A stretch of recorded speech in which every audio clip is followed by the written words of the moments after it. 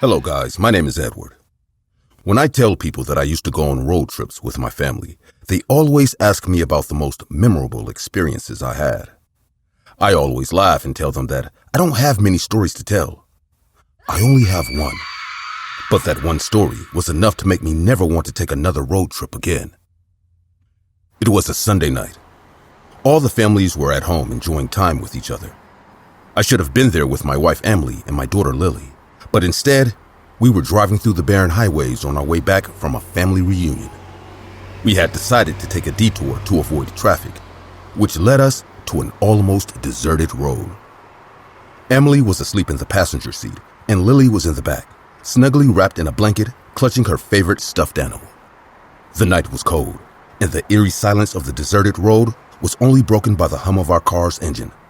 I was tired, but I was determined to get us home safely. The monotony of the road and the rhythmic swaying of the car were beginning to make me drowsy.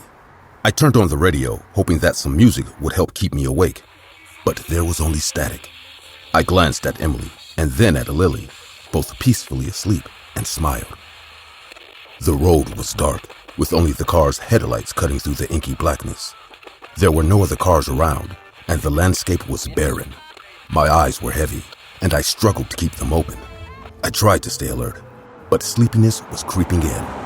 I shook my head, trying to ward off the drowsiness, but it was no use. I blinked, and my eyelids felt like they were weighed down with lead. For a moment, I closed my eyes. Just a moment. When I opened them, the headlights of our car were about to hit a girl standing in the middle of the road. I swerved hard to avoid her, and the car skidded to a stop. My heart pounded in my chest, and I sat there gripping the steering wheel. Emily jolted awake, and Lily let out a small cry from the back seat. "What happened?" I think I almost hit someone. I got out of the car, praying that I hadn't hit the girl. The cold night air hit me, making me shiver. I began to inspect the area, and luckily, I didn't see any blood or bodies. With a smile of relief that would not last long, I investigated the rest of the area, and to my astonishment, there was no one. In this part of the route, there was nothing but barrenness. There were several lights, so it was hard to believe that I had lost sight of the girl. There was simply no one. For a moment, I thought I was crazy, that maybe I had slept too little or that I had just had another nightmare. I walked back towards the car, but something caught my attention. From further back, I could see the headlights hitting someone. It was the silhouette of a girl. I ran towards the light, but again, there was no one there. I looked under the car, and there was nothing there either. The whole situation started to scare me, so I decided it was time to leave. When I got back into the car, Emily was looking at me with concern. "Did you see anyone?" "No, there was no one there." She looked as confused as I felt, but didn't say anything. I was ready to start the engine, but I couldn't find the keys. They weren't in my pocket, and they weren't in the car either. I looked down. Maybe they had fallen, but they weren't there. "Where are the keys?" "I don't know." I looked up again, and that's when I saw it. The keys were on the outside of the car. I got out to grab the keys, but to my surprise, there was something inside my car. Two eyes were watching me from the window inside the car, in my seat. Emily and Lily didn't seem to notice anything. Suddenly, the car turned on by itself and accelerated towards me. I tried to dodge it, but my body didn't react. I was paralyzed. All I could do was watch as the headlights got closer and closer to me, and my car was ready to run me over. "Wake up! The road!" A few seconds later, my eyes opened. I was inside the car, almost off the road. I had fallen asleep. Was it all a nightmare?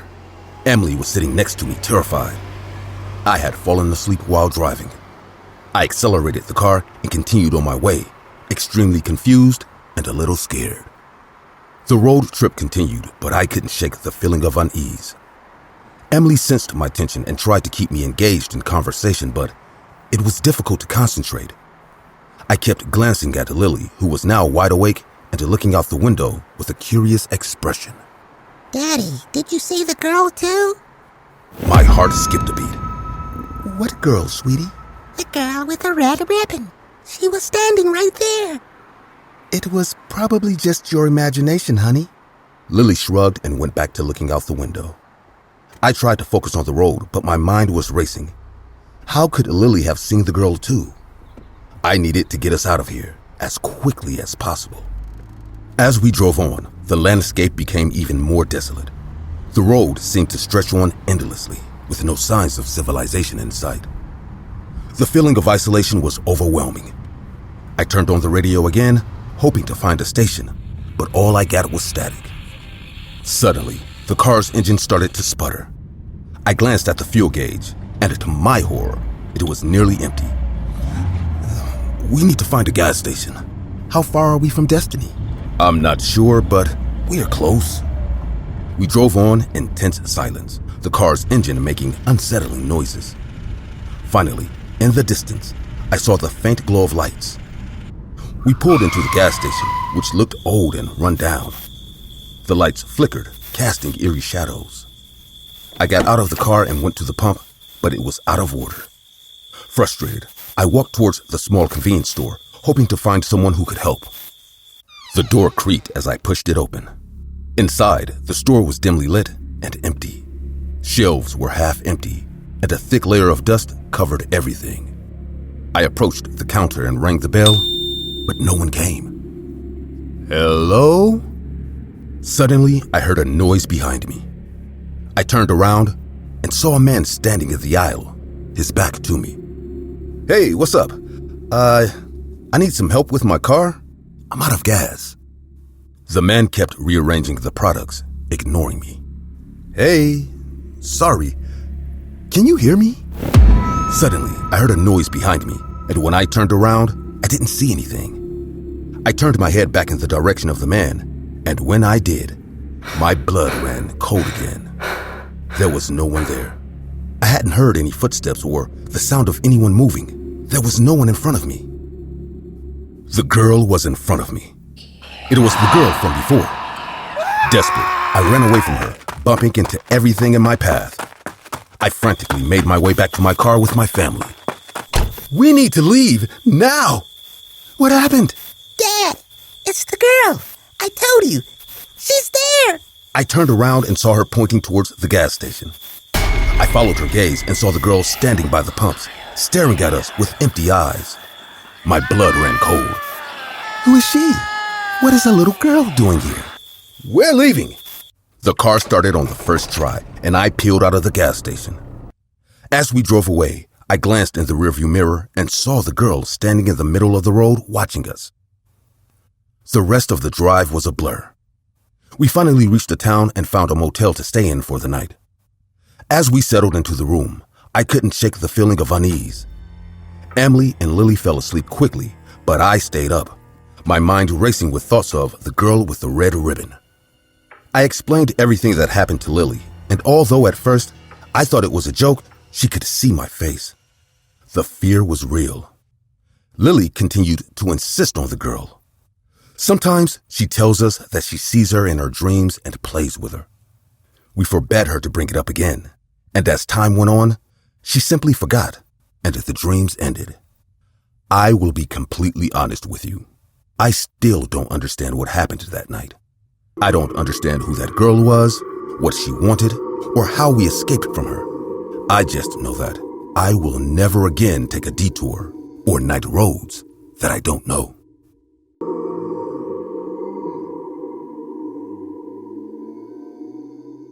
Road trips can be a sensational thing. They really can. I always considered myself an adventurer, a person who didn't need other people to be happy. And that's exactly why I never got married or had children. I didn't want anyone to ever bother me. Being alone helped me to do what I wanted to do. From one day to the next, I could go on vacation. And one night after work, I decided to go on a road trip. I've always enjoyed road trips. The feeling of freedom, the open road, and the chance to get away from it all. This time, after an exhausting week at the office, I needed to clear my head. So I packed the essentials, got in the car, and started driving without a fixed destination. It was dusk and the road was deserted. Fresh air was coming in through the rolled-down windows, and the silence was comforting. As I drove, my thoughts wandered through different aspects of my life.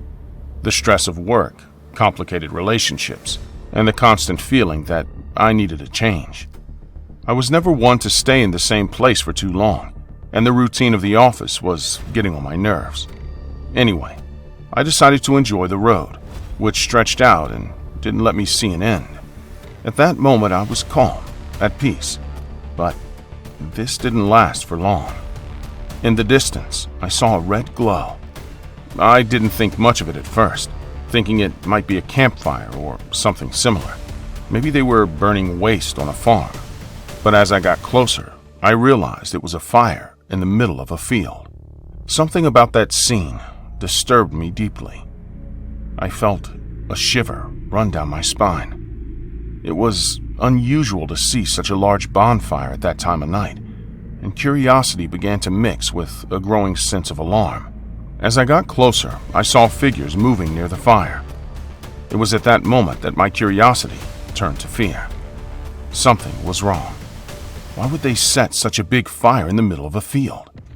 Suddenly, I noticed that there were people in front of me. A group of people dressed in black suits were gathered at the edge of the road. Their presence was strange, their movements stiff and mechanical. There were no expressions on their faces, and their eyes seemed empty. I slowed down, trying to understand what was going on. Were they filming a commercial? This had to be some kind of joke. I started to get really scared. I think I was in the wrong place. Maybe this was a ritual or something I shouldn't be participating in. I tried to speed up, but the men in suits piled up ahead of me. I couldn't go in reverse either, as people came out of nowhere from behind me. The figures began to close in, coming out of the bushes. Within seconds, my car was surrounded. I tried to back up, but more figures blocked the way. Panic began to take hold of me. My hands were shaking and my heart was pounding. I tried to stay calm and think of a way out, but with each passing second, the situation became more desperate. Cold sweat beaded on my forehead as the black suits moved unnaturally, as if they were puppets. I decided I had to get out of there as soon as possible. This wasn't a normal situation, and if I got into trouble for this, it wasn't going to be my fault. I accelerated sharply, hoping to make my way through them, but just as I was about to move forward, one of the figures lunged at the hood of my car. I screamed and slammed on the brakes. The figure rolled on the ground, but got up immediately as if it hadn't done it any harm. I felt the cold sweat on my forehead and paralyzing fear in my chest. More figures began to throw themselves against the car, hitting the windows and the roof. My doors were locked, but that didn't seem to stop them. A group of fingers began to force one of the windows down, trying to pull me out of the car. I was trapped, and terror was seizing me. Within seconds, the windows were covered. I could only see more and more figures piling up, looking at me with a smile. In a matter of seconds, I began to hear banging on the back window. They were not blows of hands. They were stones. One of those figures was hitting the window with a rock. I could only sit there in panic, watching the window shatter. Once it broke, some of those beings started to throw themselves at me. I felt cold hands grabbing my arms. I fought with all my strength, but there were just too many of them. They dragged me through the window, hitting and scratching me. I felt the heat as I was being pulled towards the circle of figures surrounding the bonfire. My body was filled with pain, and my mind was clouded with fear. In the center of the circle was a man, wearing a red mask, and he was watching me. The mask had a demonic expression, and his eyes were black shafts. I was thrown to the ground in front of him. I felt like I had no way out, and that my life was about to end, horribly. The man in red stared at me, and I saw him pull something out of his hand. It was a dagger. At that moment, I understood everything that was happening. I was going to be part of a sacrifice. My heart was pounding as I looked around. All these people in suits were gathering near me, forming a circle, At that moment, I understood that I was really about to die. I panicked and gathered all my strength to stand up, desperately looking for a way to escape. The man quickly approached me with a dagger and began to draw something in my head. I tried to understand what he was drawing, but at that moment, I could only think of the pain of what he was doing to me. It had already started. The sacrifice had already begun. During the pain and confusion, my survival instinct kicked in. Using a surge of adrenaline, I managed to free myself from the hands of the men in suits holding me down. I ran back to my car, pushing and dodging the figures trying to stop me. As they were about to arrive, many of them managed to knock me down. I fought as hard as I could and managed to get several of them off of me. One was grabbing my face. It was at that moment that I saw him, face to face, and I was terrified. The person's mask was made of skin that was melting like wax. The person was shaking, totally bewildered, as if he was under the effects of a strong drug. I mustered all my strength to push him off of me, and even though my feet were failing me, I was able to crawl quickly to my car. I got to the car and got in, locking the doors. I started the engine and accelerated to full throttle. The figures threw themselves at my car, but I was able to accelerate away, running over a few in the process. My heart was pounding as I drove at full speed down the road, feeling like every second could be my last. As I drove, I started to cry from terror, but also from happiness. I felt I had escaped. My hands were shaking on the steering wheel, and my vision was blurred with tears. As I drove away, the horror of what I had just experienced became more real. The road ahead of me seemed like a fragile lifeline, and I knew I couldn't afford to stop. Not until I was completely safe. I didn't stop until I was several miles away. Finally, when I felt relatively safe, I pulled over to the side of the road and took a moment to catch my breath. My body was shaking and the pain in my head was still latent. I tried to relax. It was all over now. No way! Another man was attacking me. Where did he come from? I used all my strength to elbow him out. I hit him and threw him through the window he was trying to pull me out of. Immediately, the man stood up again, ready to attack me. I tried to start the car, but it wouldn't start. Suddenly, the man in the back became the least of my worries. He was not alone. I looked to my sides, and new men in suits were getting out. They were everywhere. More and more kept appearing as if they were multiplying. Before they got to the car, I managed to start it up and started it as fast as I could. I accelerated and drove without stopping. This time, I would not rest until I reached the city. Once I escaped from the road, I could finally see people walking. I drove to a hospital, and as soon as I entered, I fainted. As they came to assist me in fear, I could see their terrified faces when they saw the marks on my head. Today, now that it's all over, I honestly still can't explain what I experienced that night.